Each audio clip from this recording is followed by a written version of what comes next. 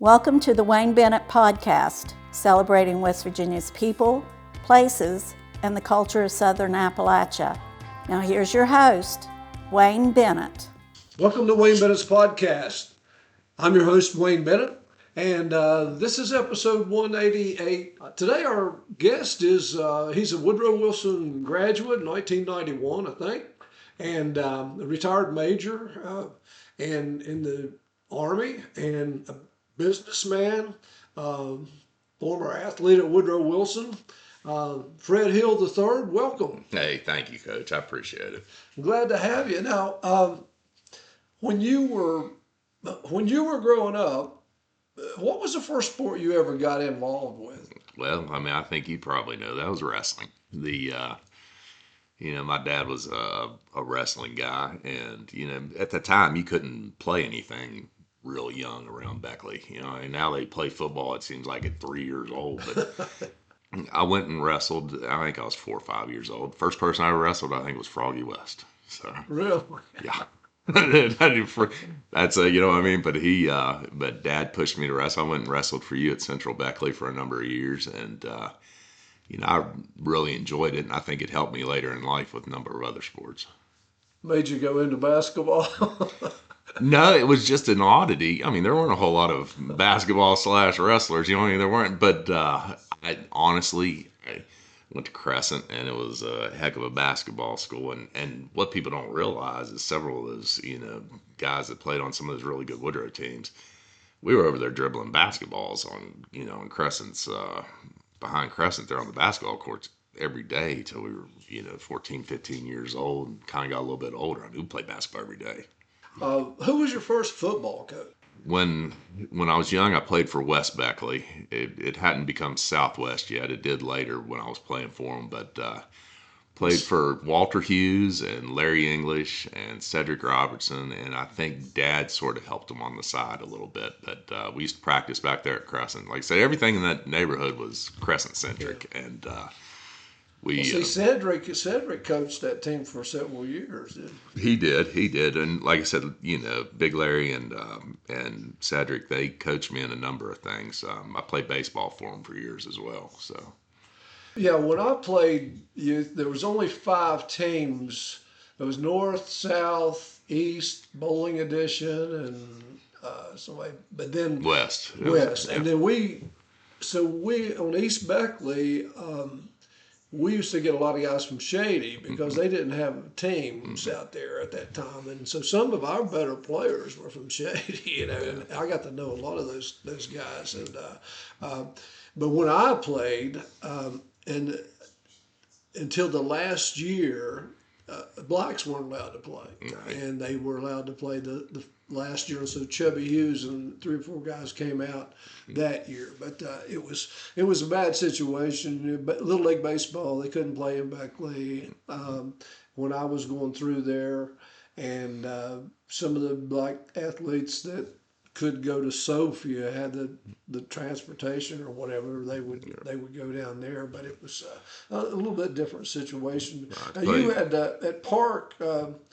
You were on the team that you guys only lost 1 game in 3 years, didn't you? Yes, sir. Yes, you came up when my son John and them were 9th graders. Yes, sir. Yeah. Did you know Chris Gross and them guys before you got to Park? I did. Chris and I, we had wrestled each other several times, and it's funny. Chris and I were talking about that the other day.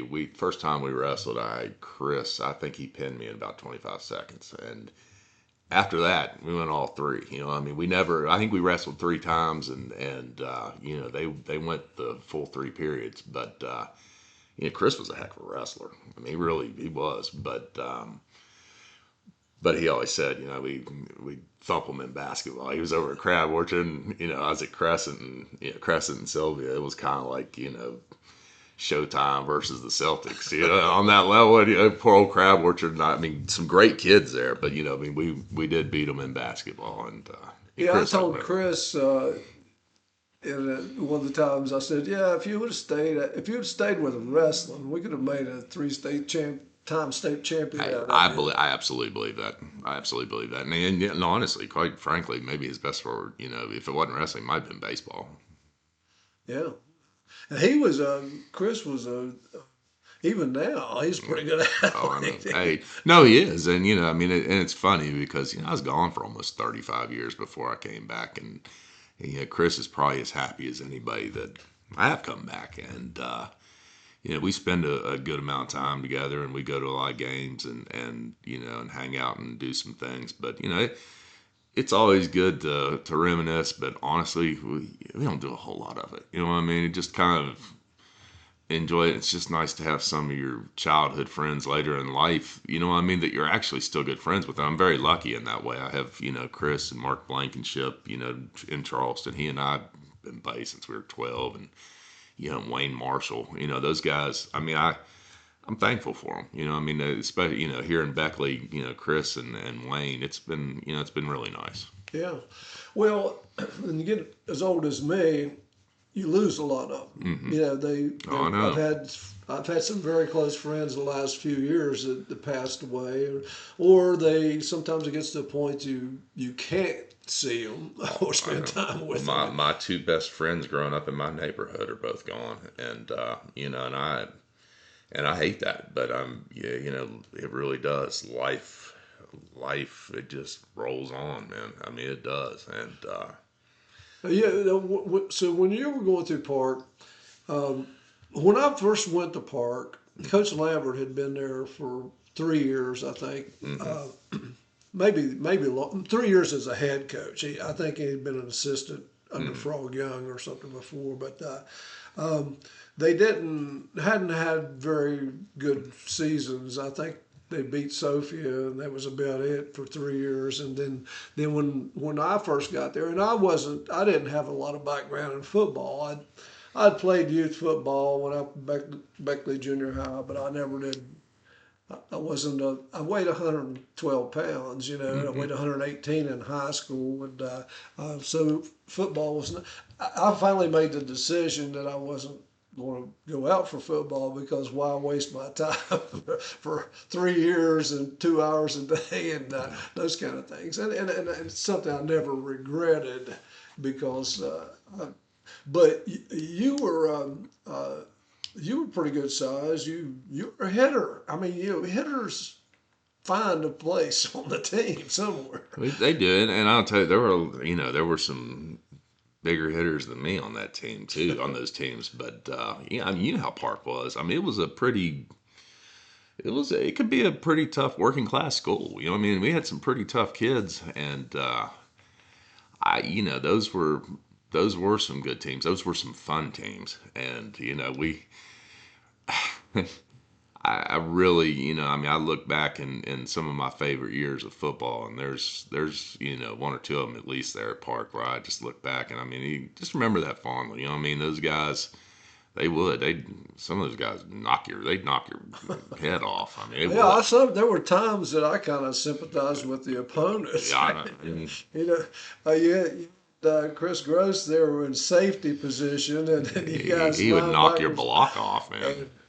And the guys come around and run off tackle, and it'd be terrible explosion. Well, I remember the one year there at Park. I mean, we only had about 19 kids, and I think there was even a newspaper article one time comparing us, I think, to the Raiders. What I mean, and because we played hard and we lived hard, I guess, and but yeah, it's the truth, man. I mean, some of those dudes, they would just knock your block off, and at a young age, you don't see that very often. Yeah. I mean, you really don't. Well, that bunch, and then I had a bunch also a little later with Andy Meadows and Robbie Wooten, those guys, and we couldn't scrimmage it We had to because go. That's what I was getting ready to say. We'd go half line. yeah, I mean, we did a lot of half and we line. didn't want to do a lot of that because the guys would hurt each I other. know. Hey, let me tell you something. I mean, you line up, Zuki and Gross and Scott West and Fred Hill and Matt Blankenship and Alvin Morton. Those guys. I mean, they would. I mean, Timmy Justice. I mean, those guys. That was, going 6-on-6. I mean, that was some pretty Yeah. intense football It practices. would get brutal sometimes, and like I said, Coach Leverett and I decided, we didn't do a lot of scrimmage or anything, so When you guys played on Thursday, you was hungry. Yeah. You Well, we were hungry and we were thirsty a lot of times too, because I always laugh. Those were the last years didn't get any water at football practice. yeah. I still laugh about that, and I'm telling you, my buddies and I, we laugh, and we would be down there in that Dust Bowl because we weren't going to practice on the field. We practiced down the Dust Bowl. You guys had us down there, and man, we go at it. And Oh, I think I still have lung problems from the Dust Bowl, man.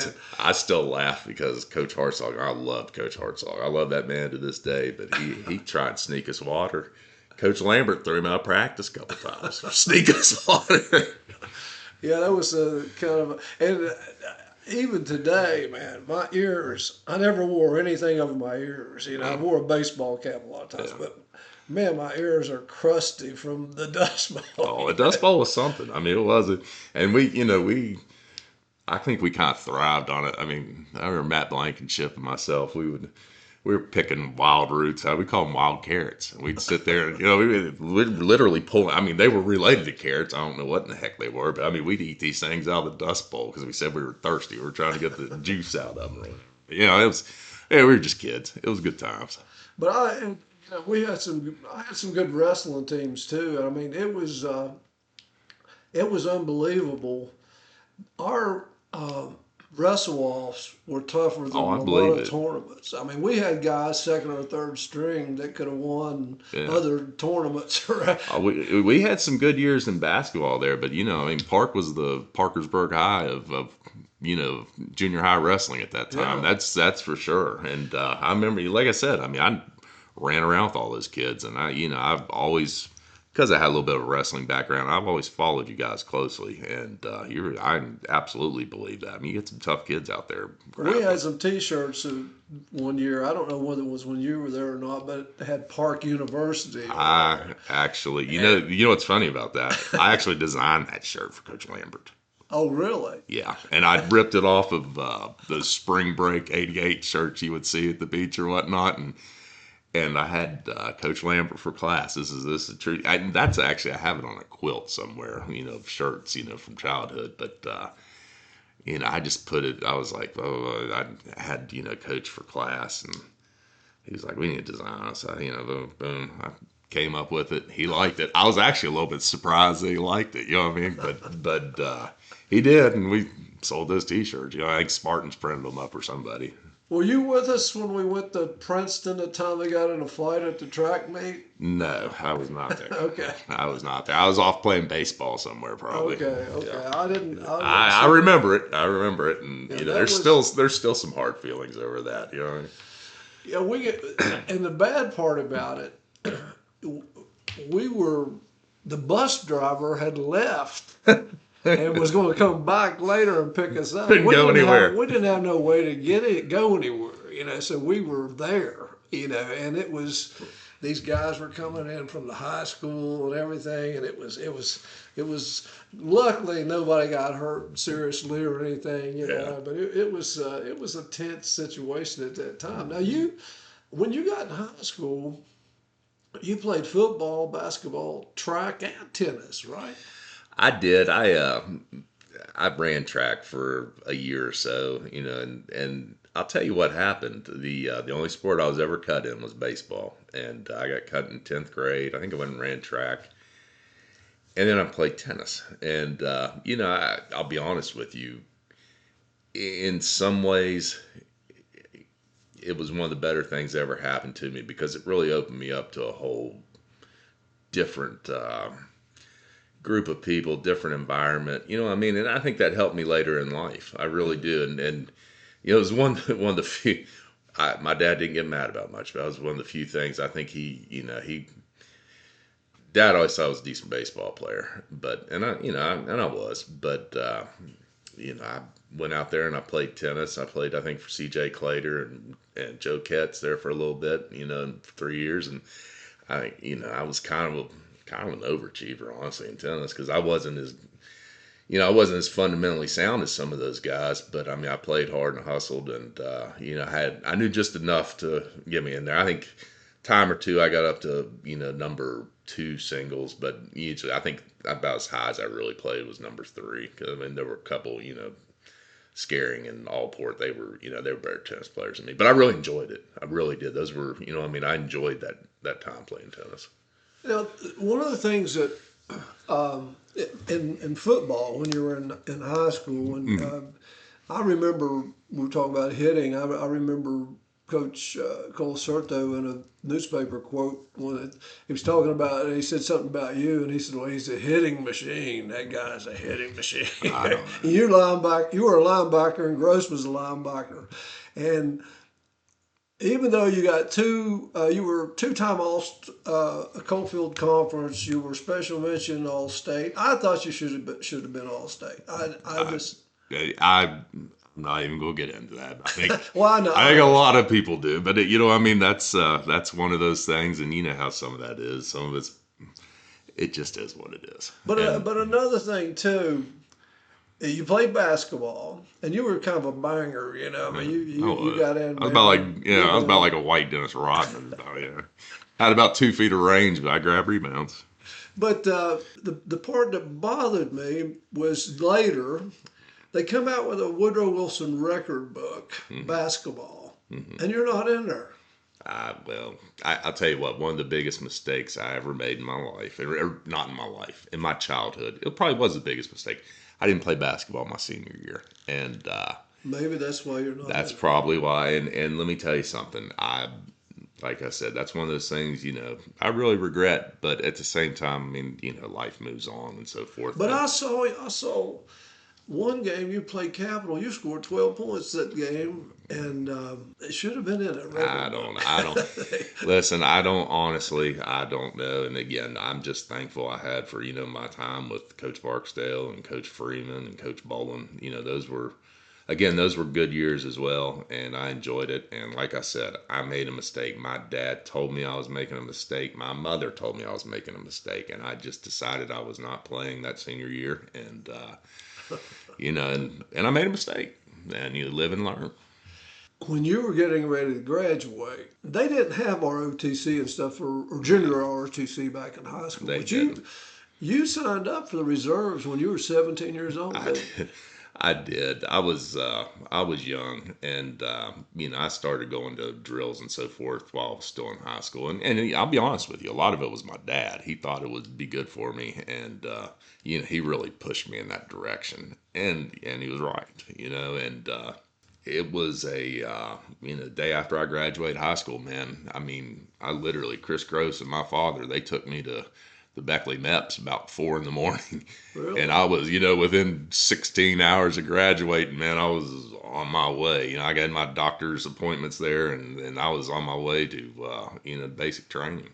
Did he do the same thing with Andy, or did Andy? No, Andy, I think went to school for a year or so, but I'll tell you the truth. I told Andy I was like, go in the Air Force, but and he did, and and Andy. I think he went to school for a year or so, and then he ended up. I may have that backwards, but he went in active duty Air Force, for 4 years, pretty soon out of school, and he was down in Oklahoma City. I used to see him some when I was stationed over in at Fort Leonard Wood in Missouri. I'd go down to Oklahoma City. It was a long haul, but I'd go down and see him, and he came back, and he ended up W. He ended up graduating up there at W, and then he went back into the Air Guard and full-time Air Guard. He has a few more years he can retire. Let's go back to the football a minute in high school. Mm-hmm. I'm assuming. I think the only game we lost in Park that in a 3-year period was the Bluefield. Bluefield was always our nemesis, mostly on our schedule. But we then later, when Coach Lambert left, we beat Bluefield a few times, but Beckley Junior High beat us a couple times when they had Jody Wooten and Jerron Jones, and they were tough. We never got blown out. It was always a tough game. I mean, that thing came down to the last seconds of the game when we lost to them.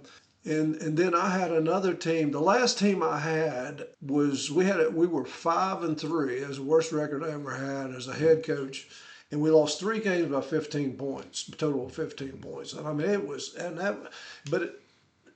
your schedule, a lot of times it depends on how tough your opponents are, and that particular year, man, it just seemed like the teams were better. I had teams that were 7-1. It wasn't near as good as that 5-3 team. Oh, I know. I understand And completely. it was just depending on your I, what your opponents I did. have coached, I've coached some teams where, we were 3-5, and I'll be honest with you, I thought I may have done a better job in some of the years when we were 7-1 or, 8-0. I mean, frankly, you just, some years you don't have the same material. Yeah, and now when you were in high school, what's the best? I know y'all had a 6-4 record one year. We did. And, That was we were 6-4, and I think my senior year we may have been 6-4 that year too.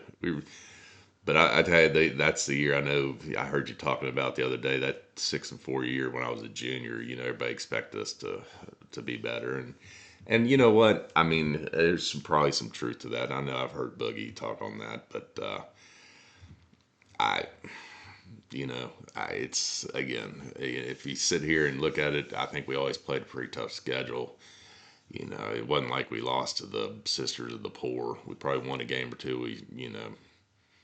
Maybe shouldn't have won, lost a game or two we shouldn't have lost, but that's how it just shook out that way. And I've told you before, I think one of the things that hurts more Woodrow than anything sometimes is we lost some really good athletes, some of those park kids to independence, because with the exception of Gross, most of those kids would go from Crab, or they would they lived in Crab Orchard, they'd go to Park, but then they get back to Independence. But yeah. Listen, losing a Scott West and Mike Lambert especially. I thought Mike Lambert was an exceptional athlete. Timmy Justice and Sean Woods. Right there's 4 starters that we didn't have those years at Woodrow that would have started. But again, you know what? It was like I always say, I love football. I'm a football guy, but at the end of the day, it's just a rough and tumble elective. I mean, it really is. You know what I mean? And I enjoyed it. I'm thankful I got to do it. And I'm thankful I played. But, like I said, that was kind of just like my dad used to say, that was just it's not the beginning of the end. He said, just the end of the beginning there in high school. We'll talk a little bit more about the football situation, but another thing too, when you signed up for the reserves, and after you did your basic training and stuff, did you go to college? I did. I graduated from West Virginia State. I played football for 4 years down there at State.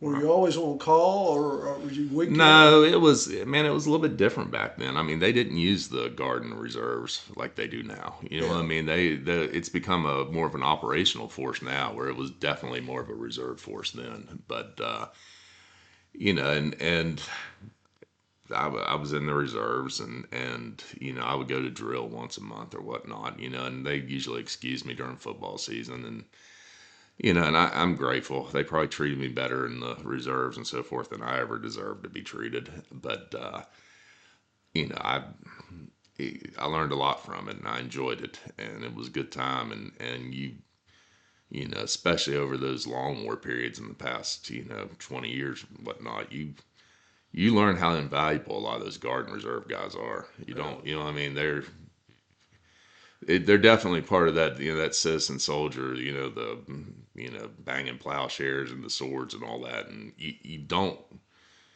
realize some of it until you get in those situations. But, a lot of those units, especially like the engineer units and so forth, I mean, they, a lot of those active duty units, they really liked having the Guard units around. They did. Cause I mean, those guys had they had a lot of experience that you just can't get, as an active duty engineer. Now, you played for Scott Tinsley at State. I did. And He was a remarkable guy, man. I mean, that guy was so innovative. And I mean, when he coached J.R. House, I guess at Nitro, that couldn't have been a better combination. It couldn't have. He was let me tell you something. I love Coach Tinsley, and rest in peace, Coach Tinsley, because he just recently died. I think he and Coach Jefferson at Charleston High died within 24 hours of each other. Yeah.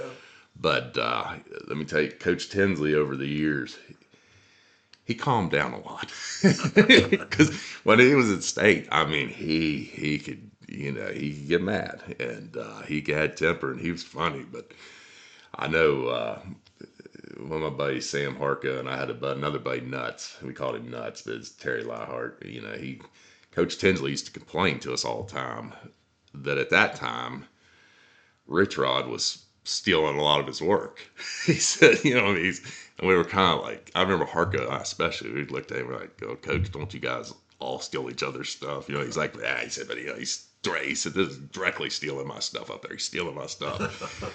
So, You can't get a patent on that. Well, I know, but we were playing Glenville then. And that's, that was, I mean, those golden years at WU were amazing with Rich Rod. But I mean, his best coaching jobs he ever did were at Glenville. I never thought we'd lose to Glenville ever. And, within a year or two, Glenville was thumping us. Now, it helped that they had some WU transfers and so forth. But yeah. Well, two of the last years that I coached, Charlie Bowling, who had gone to Shady High School, he played for Salem under Rod, and then he got hurt and he went to Glenville State with Coach Rodriguez and was an assistant, right, a volunteer probably, and so Charlie came back around Beckley, and I was needing some more help, and he came over and coached a couple of years, and I really enjoyed. Charlie was very good on defense, especially special teams. He helped a lot, and he picked up a lot from Rodriguez. I think I think he coached some of those years at Park that Andy was there. And let me tell you something. I love Charlie Bowling. When I was the last couple of years my dad coached out at Shady, I was his water boy, and. And I enjoyed it, but Charlie Bowling was good to me. I mean, that guy was good to me, and I've never forgotten that. And I'm sorry he's gone because he was one of the good ones. I mean, he really was. He was one of the things that he could do, during the game, he'd be the defensive coach, and they'd come out and they'd throw something at you wasn't ready for. He could adjust really well. I couldn't do that. I felt like I had a strong point of preparing, right, but I wasn't very good at adjusting. And I think it may have come with more of his background, but he was a lot of fun to coach with. I know Dad really enjoyed him at Shady.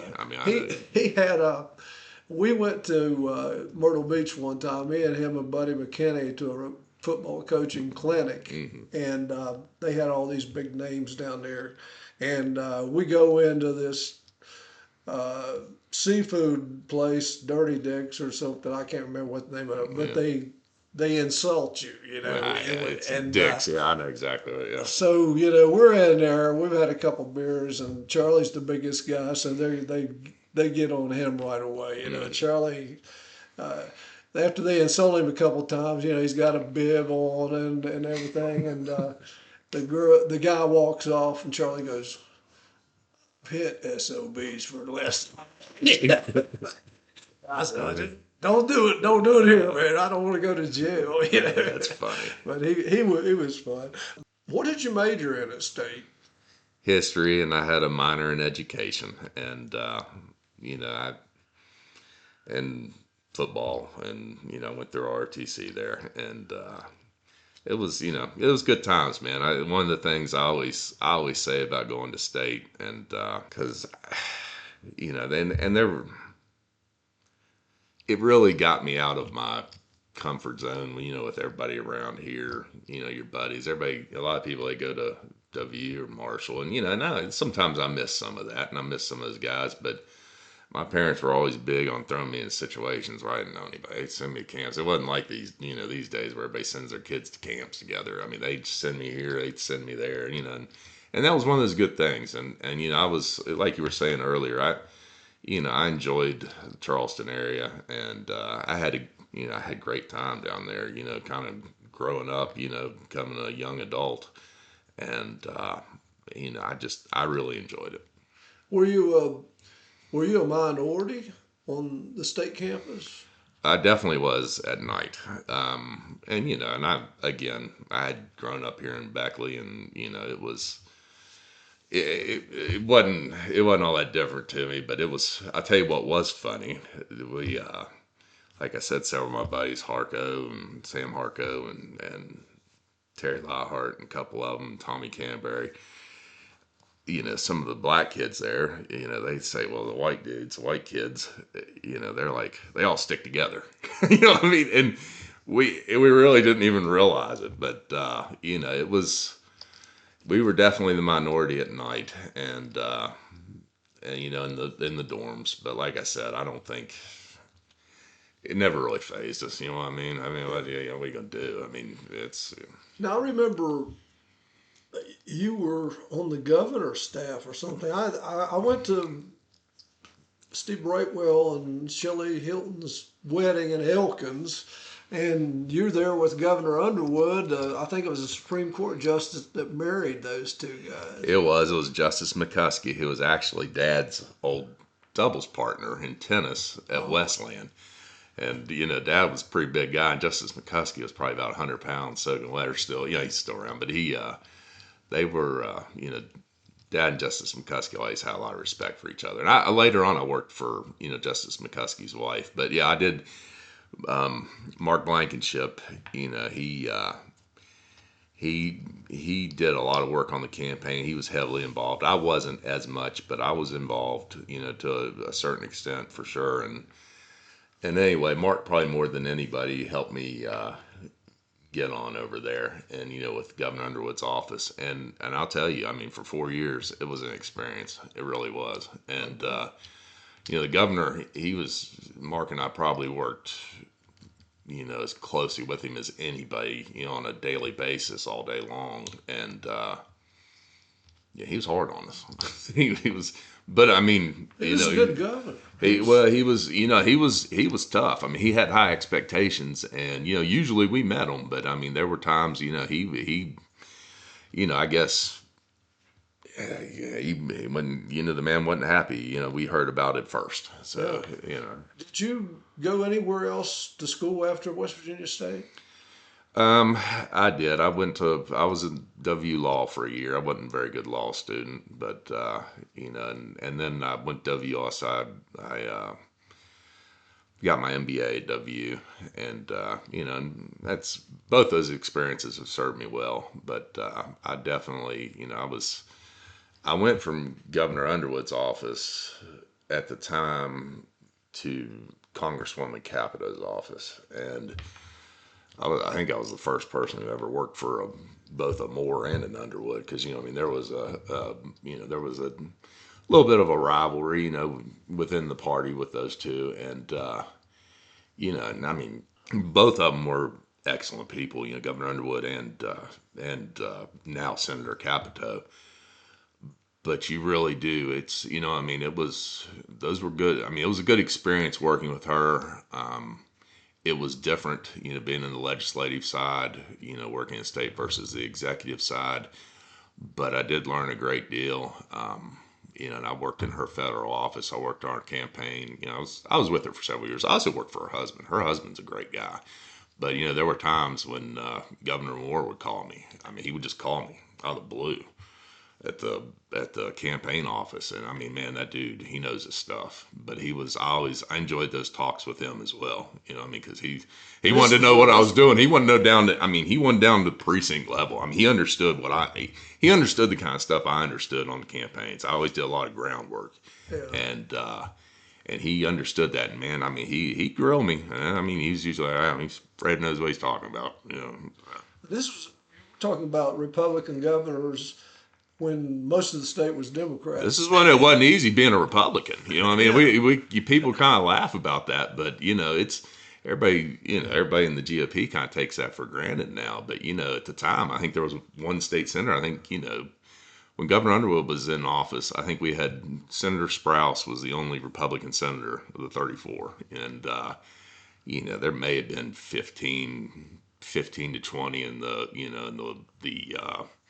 House, and and it is, like I said, I mean, I'm not going to sit there and take credit for it, but I definitely think that that Mark and myself and others, we played a part in some of that, in some of that turning it. And certainly President Bush helped. And, and I had friends that worked on his campaign there in 2000. And, we were kind of the odd man out. We lost that year. And, Shelley and President Bush, they both won. And like I said, that's when I ended up over in Shelley's office. And again, I'm not surprised at all, with her success. I mean, she's one of the most powerful women in the country now. Oh, I mean, yeah. but people don't understand how hard she works. I mean, she really does. I mean, and again, you get on the Facebook or whatever, and you can't win. You can't win. But when you know how good, I tell you what, I think when you know how good a person somebody is, and you see that, it really does turn you off to ever wanting to Yeah. have anything to do with running for office. I mean, Well, and the point that I see, I still use Facebook as a tool for actually a podcast, Yeah. and but I don't get into any political stuff, and I have friends that send me stuff all the time, and some of it offends me, and some of it I agree with, but and another thing is, and I've said this before, I don't watch television news and Fox and all that stuff anymore, and I don't know enough to even argue politics with anybody. I go vote every year, every time the voting election, and I vote for the people I think that are the best. But I can't argue. I don't even know half these guys sometimes that the people are fighting over, and you see friends and families dividing. Oh, I know. Hey, one of my best friends, and actually, he's from my year in law school, is J.B. Akers, and he's in now Senator Capito's seat there in Charleston. Lives same street as her, and he's a great guy. He's a great guy. But I mean, he's up there, and I mean, I know, it's the same thing. I know how much work he puts in. I talked to him this past weekend. I stopped by his house to say hello. My youngest and I did. And, it's tough. I mean, it really is, because, I mean, that's a guy that was, he's still a beloved guy up there, in South Hills. But, I mean, once you're in office, it's like, you can, I mean, maybe half of them love you and half of them, I mean, they're forever mad at you, what I mean? And but it's because he's doing what he should do. I mean, he's doing his job. He's doing what he believes in. And, he's a big economic development guy. And, I really, if anything, I would have hoped that would be what the state party would have focused on. And, but like I said, that's neither here nor there. No, I know, and it drives me crazy at times. But like I said, I know JB focuses on it, and hopefully there's more focus on that, because that's what we really need if we're going to keep kids around here. We're going to keep growing, and we you have in the military. You went to Afghanistan. I was in Iraq and Afghanistan. I was in both of them. I was platoon leader in Iraq, and I was the ops officer for the battalion in Afghanistan. So you've seen the worst. I mean, I don't think a lot of people realize exactly they don't understand the culture of Iraq and Afghanistan. And I read a book. A guy that used to play football with you, I think, he was a little guy, Andy Hartzell. Yeah.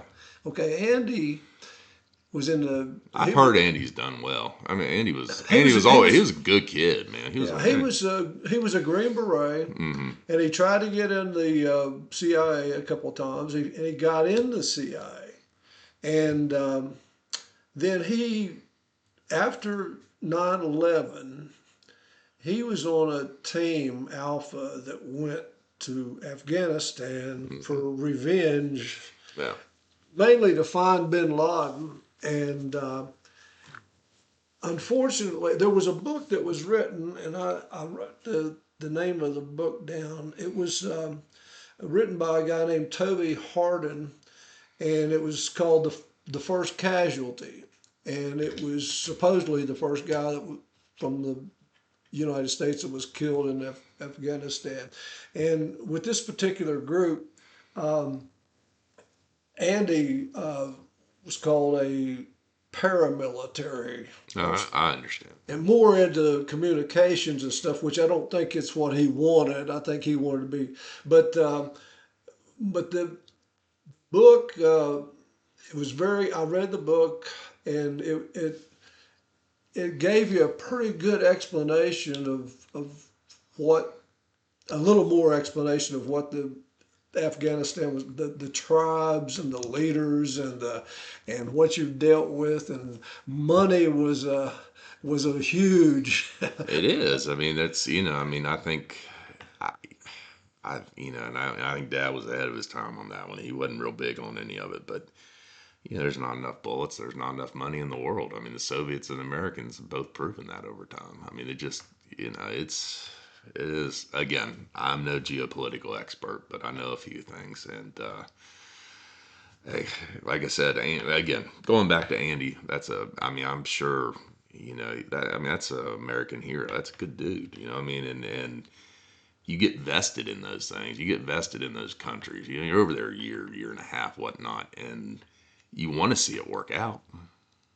But I mean, it's tough, man. Because you're right. I mean, they're not the kind of. It's not. It's a different, truly a different kind of civilization. I mean, and that's once you understand some of that, you start to, it's there.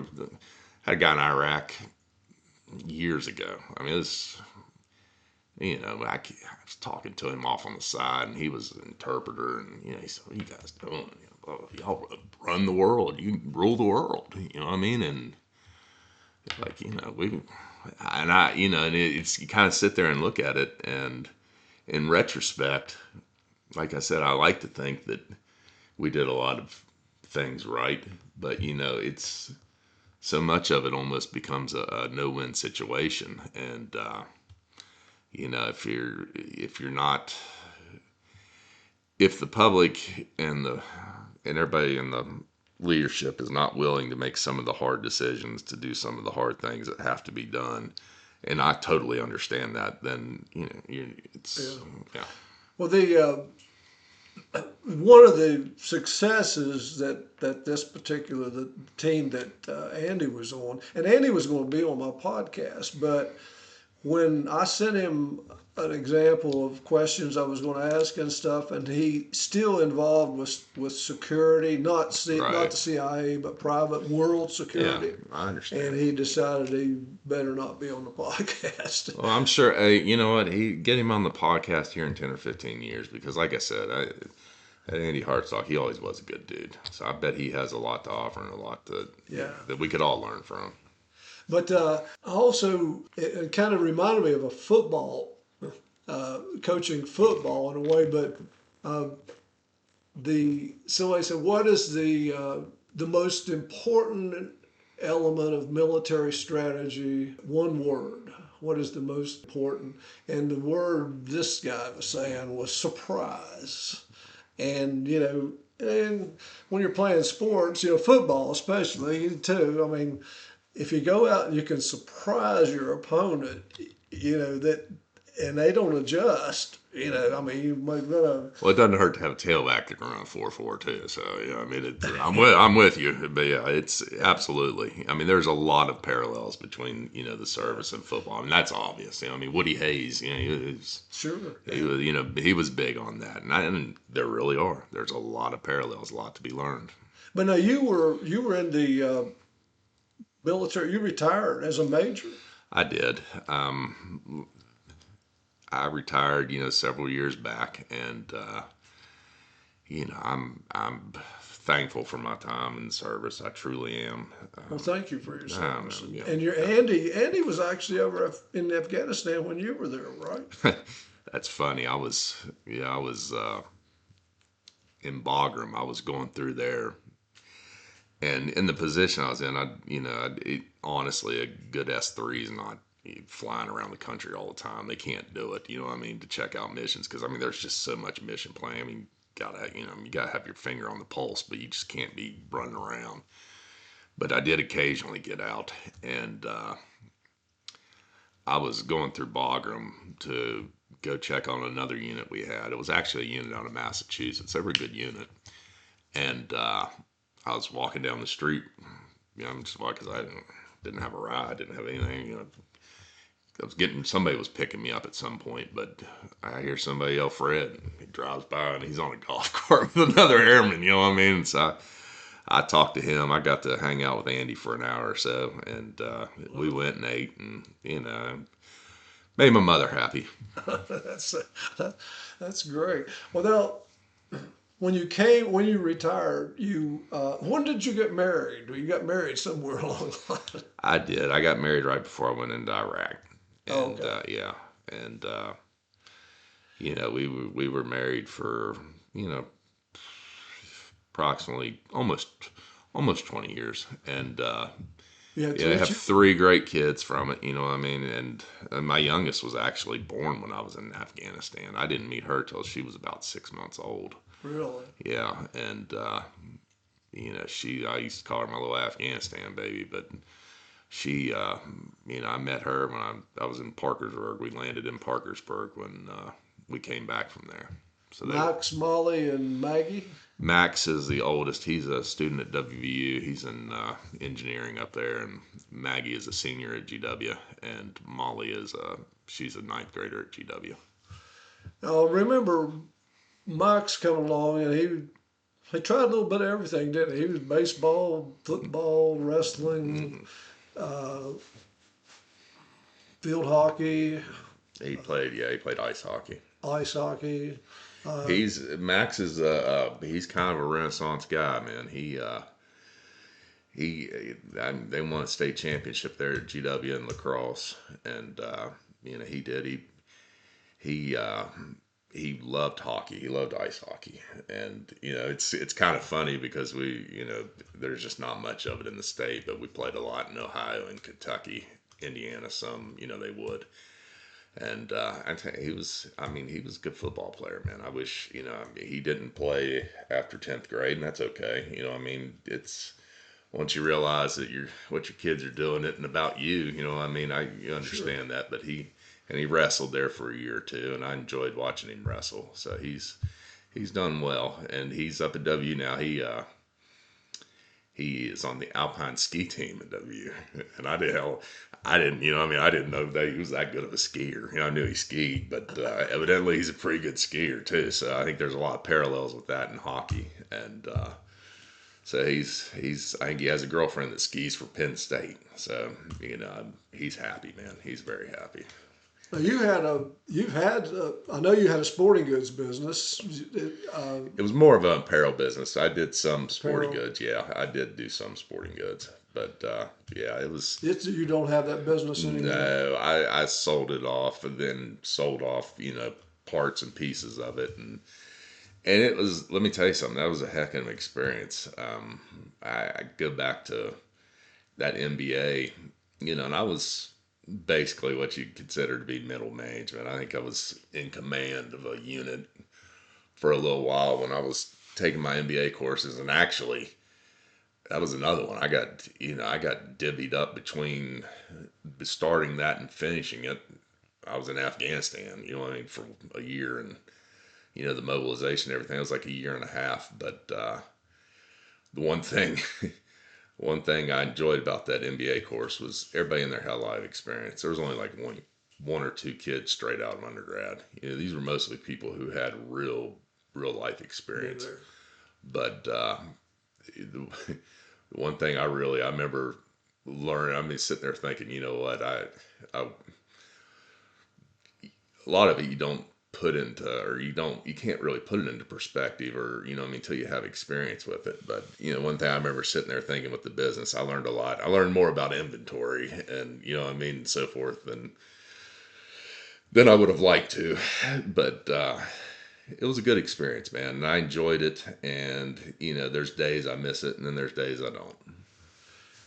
Well, I'll share something with you. I've been in a few businesses over the years. I was in the rental business for a while. Had about 11 units, and that was an experience. Oh, it is. It can be good and bad. Well, and it's I'm a lot of my friends are entrepreneurs, a lot more than you realize, and it's not always easy, like I mean, between Chris and I know Wayne, he had his own business for a while, and Mark Blankenship's had his own business since we left the governor's office, and those it's not easy, I I had mean. a sporting good. Chuck Littlejohn and I had a sporting goods Were you part of Little John's? I didn't and know that. we started out as Athletes Incorporated, and we had a small place up on Main Street, and then we moved out on the bypass, and then after a year or two, I realized that two of us couldn't make it, and so I sold my part out to him. He changed the name to Little John Sporting Goods, and he was in business for several years. But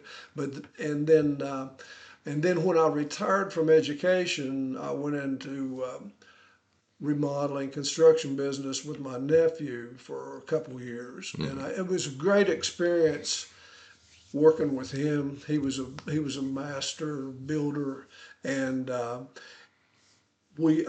lot of our customers, since I'd retired from the board, a lot of ours was board people. They would call me because they'd be still working, and they would trust us to come and work in their house and Right. do those kind of things. So it was good. You learn a lot about yourself with your own business. You really Oh do. yeah, I mean, oh you yeah. take that to sleep with you, and you wake up thinking about it, and It's do. not. I always made money, but I never did make a lot of money. No, I completely understand. I kind of, when I started, I had a partner too, and I ended up basically taking it from there. And he was a good dude, I mean, good friend. But I had it, and I kind of got geared up, and I started getting a little bit bigger and bigger and bigger. And I'll tell you what got me, that COVID. I mean, we were too focused on schools and sports, and it really hurt me there for a year or two. Yeah. And we diversified out, but at the end of the day, like I said, I really enjoyed it. I love the people I worked with, but it is when you have people's livelihoods depending on you. I mean, you understand. I mean, you got to pay them first. You got to make sure that I mean, they can put food on their table before you can worry about yourself. Yeah, And it's tough. I mean, and when you're fronting the money, it's not like you're the running the business for somebody else. I mean, it's all on you. Well, during this time, you got to coach with Coach Mullet, John Adams, and he great guy, man. He was. I love And you Coach guys Mullet. were the team down there, weren't you? Let me tell you, we had some great years. We had a couple kids that were way up there in that Kennedy voting later on, and but Coach Mullet, and I coached with Coach Mullet's son Brace, and and listen, my favorite one of all of them is Mrs. Mullet, Coach's wife Pam. But coaching with Coach Mullet was an experience. He also has high expectations, and he expects loyalty, and it takes a while for him to really learn who you're about and what you're about, and to totally trust you, I think. And I think I got to that point with him. I know I did. And now when my father died, I always kind of looked at Coach Mullet as almost a second father figure, because I mean, he really has been. The man cares about me. He always checks on me, and he's just a heck of a guy. And he knows some football too. But yeah, those years at JA, we had some really good teams. I mean, they were. Can't remember whether it was Coach Mullet or Culebro that was down at Concord when somebody used to call. One of them used to call me every once in a while about a local high school guy and see what my opinion was of them. And I liked that, but I can't remember which one it was. But and I'd tell them the truth. Yeah. I say, hey, he can't help you, man. Yeah, I don't care what his dad sends you. He's not going to help you. And they kind of respected that. Now you live out of Glade now. Do you play golf? I am not much of a golfer. And, Join the crowd. Well, I mean, I golfed a little bit when I was younger, and on the what was it, Twin Oaks and the Rock out there at Cool Ridge, and And, and I like living. Glade's changed a lot. Glade is not the same Glade that it was in 1989. It's a very, very different place. And I have really enjoyed living there. It's, it has treated me well. But I'm not much of a golfer. There's a few things I like to do. I like to ride side by sides. I get out and ride side by side as much as I can. And, I'm still a reader, like I said. And I don't work. I work over at Amazon, and I enjoy that. And again. What do you do at Amazon? Is that the new one that opened up a Beaver? It's the new warehouse at Beaver. Yes. Yeah. Part of it, I need to work. I don't. I need to, you need something to get up for every day, and that's Sure. me. And I need, I need that in my life, and Amazon certainly provides that and some more. I've done everything there from, working the floor, basically getting the packages in, getting them ready for pickup, getting them out the door, and then, for returns. What I would tell you about Amazon is, it's well run, and if you're a young person, I'm pretty honest with people too. There's a lot of opportunity there. Amazon, they're taking over the world, man. Oh, yeah. They really are. You don't realize. My wife helps them a lot. I get my Diet Coke delivered to the door cheaper than I can buy it anywhere in town, even on sale. But there is, obviously I tell some kids, hey, y'all look at the Army or the Air Force or whatever. But I would tell them too, man. There's a lot. If you are willing to work and, and you've got the right attitude, and there's unlimited opportunity at Amazon. There is. And, you might start out in a Beaver. I think this one's considered a rural / super rural center or distribution, warehouse. And, but man, it's been a good experience, and I work with some really good people up there. I've enjoyed it. Well, I was glad to see you. You probably won't have that time anymore, but I was glad to see that you were up there coaching at Park this past year. And I know I looked out. I went up watch you guys play Beckley Stratton. Oh, we got and killed. the only thing I saw some talent out on both teams. There was some, but numbers. I counted 38 kids on both teams total. I know. And I thought, gee whiz, man. How can you? And then a couple of kids got hurt. Well, my daughter, she walked in one day, and she was my daughter Maggie, and she doesn't hold back. She walked in. I had a little picture of that Park team on my refrigerator, and she was used to these middle school JA teams where we had 55, 60 kids every year. She was just used to that. And Coach Mullet knew how to use me too. He'd get me in the school, even though I didn't teach, he'd get me in there, help him pull some kids. We did a good job with that. But, that's just what she was used to. And she looked at me, she said, "What is that?" And I said, "Well, that's my Park football team. These are my kids." She said, "Well, where are all of them?" She said, where are they all at? And I said, "That's it." I said, "That's all we have." There were 13, 14 kids, maybe in that picture. But look, you know what? It's like you said, sometimes the best coaching jobs you may not go 8-0 in middle school. And it is middle school now. It's definitely a little bit different than junior high. But, to be honest with you, there at JA, we really did. We had a heck of a run, but not everything's going to be JA. And, this year I think we started out 1-4, but we finished 4-4. And I thought, all in all, Coach Stafford, and his staff, I thought that that was a pretty good job, all things considered. Well, I thought you guys, I looked there, and you're down there, and Steve Kidd and Jeremy Reeves, Coach Stafford. I said, "Dang, that's a great coaching staff. That's 100 years of guys." It was a good staff, man. And like I said, I had never coached with any of them, and and they welcomed me, and the kids were, they were welcoming and everything. But it was a good staff, man, and I really do believe that at the end of the day, that was a pretty good job because we didn't have the numbers and we didn't have the material that a lot of those former park teams had. We really didn't. Yeah. And and some of that's just population loss, population free fall around here, and it happens. What I really like like the idea of you getting back with some of your buddies and stuff. And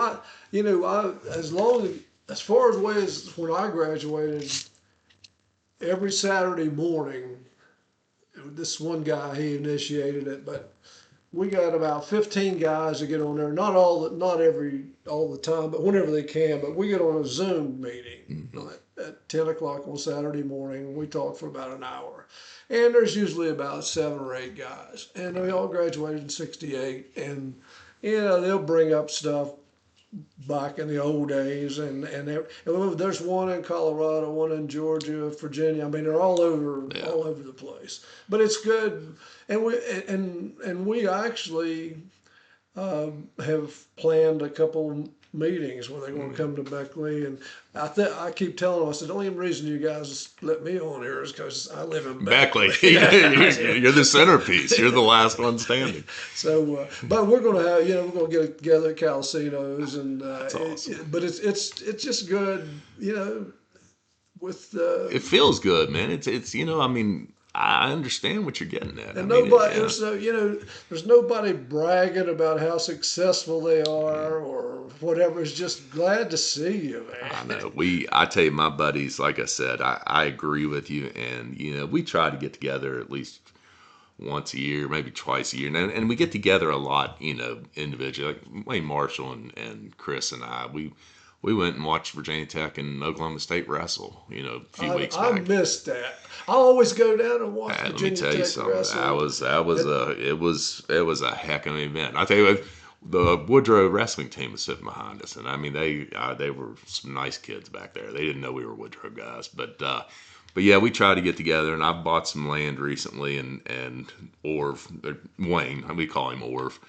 He he looked at me. He said, "Man, that's perfect. We need to try and stock some trout in here and get together this May." He said, "Oh, the water will still be cold enough," and he knows that better than I do. So hopefully we can. And it's easier with Chris and Orv and Skinny, but Matt Blankenship lives in Roanoke, so he's not really far away. But we definitely communicate and like to get together. Yeah. I go down to the Moss Center at Virginia Tech and usually catch a dual match. They've wrestled Cornell one year. One year Cornell at that time was 4th and Virginia Tech was 5th, and I mean it was. Then we went one year. There's Rutgers, and it's. Next year, when they get the Bassett boys in and stuff, I'm going to definitely go down and watch it. The wrestling is coming up. But listen, man, I appreciate you coming, talking to me, man. I've enjoyed it, and you're welcome to come back anytime. I appreciate it, Coach. Like I said, I mean, I've enjoyed it more than I thought I would. I didn't. Sometimes you don't like talking about yourself, but it's been enjoyable reminiscing and talking about some of our, friends and Beckley and everything we grew up with. Might have to get Andy on here sometime. That might be a tougher one. Andy, he's pretty private. He's about like he's a big guy in the Scouts who was. He honestly, man, Andy is an all-American dude. He really is. He has done well by his family and many kids. In a lot of ways, he's like Dad. He really has. He's done the right things, over and over and over. I'm proud of Andy. That's great. Well, anybody else that would like to be on here, remember, if you're not dead yet, you're not done yet. This is Wayne Bennett saying God bless you.